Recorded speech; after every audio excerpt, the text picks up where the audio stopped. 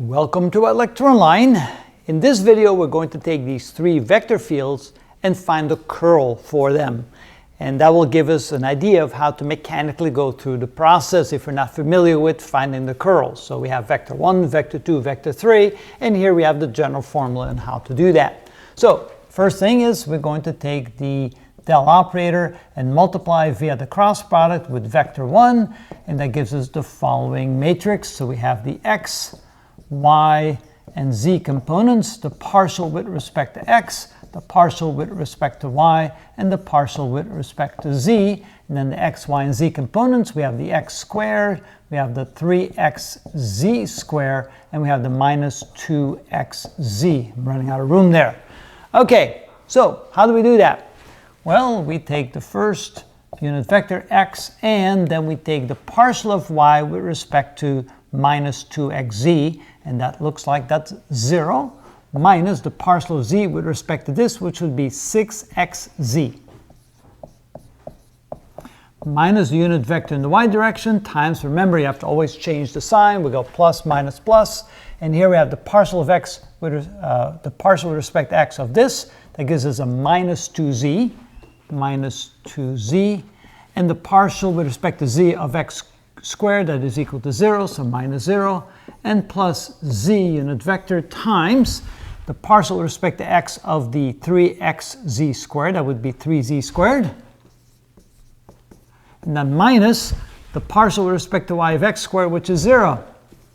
And if we clean it up a little bit, we get minus 6xz in the x direction, and then minus times a minus gives me plus 2z in the y direction, and that gives me plus 3z squared in the z direction. So there's our first curl of our first vector field. All right, vector field number 2.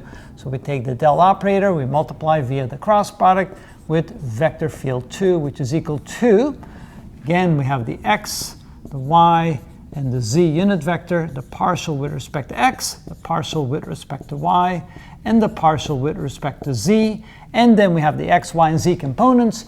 That means xy for the x component, 2yz for the y component, and 3xz for the z component. So that we can now figure out quite readily. So we take the x unit vector times the partial with respect to y of 3xz, that's 0, minus the partial with respect to z of 2yz, which is 2y, minus the y unit vector times the partial with respect to x of 3xz, which would be 3z, minus the partial with respect to z of xy, that is 0, and then plus the z unit vector times the partial with respect to x of 2yz, that would be 0, minus the partial with respect to y of xy, that would be x.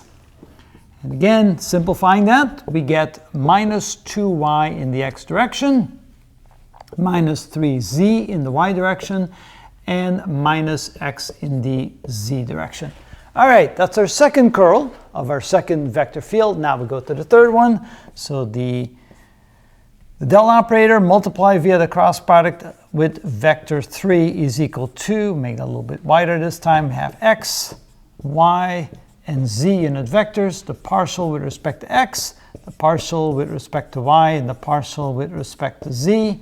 And then the three components, we have y squared as our first component. Then we have the combination of 2xy plus z squared of the y component and 2yz of the z component. I keep running out of room, don't I?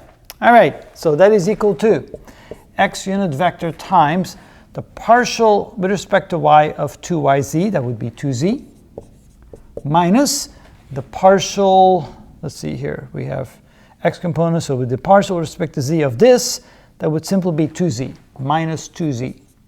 Ooh, that looks like that's going to be 0. Minus y unit vector times the partial of x with respect to, so at 2yz, that would be partial of x with respect to that. Oh, okay, getting a little confusing here. All right, so I'm getting the y unit vector, so this is gone. I have those four elements, so it's the partial with respect to x of this, which is 0, minus the partial with respect to z of this, which is also 0. So I have the second 0 term, plus z unit vector times the partial with respect to x of this, which is going to be 2y, minus, and here I have the partial of y with respect to y squared, which is also 2y. Wow, that also goes to 0. It looks like it's 0 minus 0 minus 0. This is equal to 0. So there's no curl. The third vector function has no curl. When I find the curl, it's equal to 0. So first curl for this vector function, second curl for this vector function, 0 curl for the third vector function. And that's how we go to the mechanics of calculating the curl for these three examples. And that is how it's done. Let's see if I made any mistakes.